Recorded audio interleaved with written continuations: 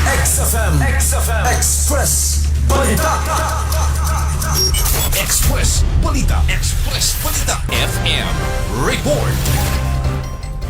Buot ipatawag sa lokal nga panggamhanan ang tag-iya sa usa ka bar nga nahimutang sa Jimenez Street, Lagaw Bula Road, Barangay Lagaw, Jansan.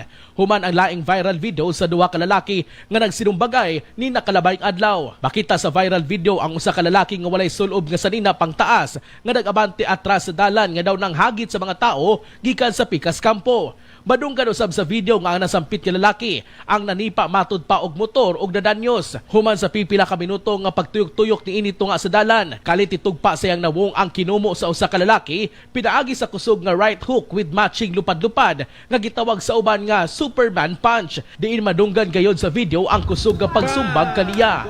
Nasayran nga parag-iya sa lalaking nanumbag ang motor nga gisipa og nadaot hinungdan siyang kasuko og pagpalupad sa iyang kinumo. Wala na gayon nakabalos pa ang usa hangtod gibulag sila sa bouncer og mga gwardya.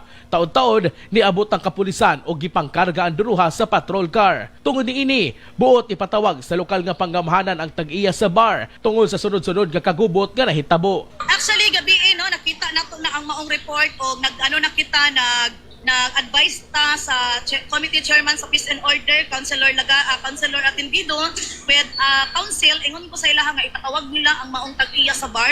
Kay dili pwedeng ingon anak permanente murag nakapila na din nga nahitabo. Mga katropa, ligon nga panglawas ang gikinahanglan aron makaangkon og healthy body og strong immunity.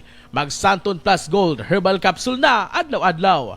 Alang sa nakiusang Pilipino para sa Pilipinas, kini si katropang Philip Olegario. XFM News.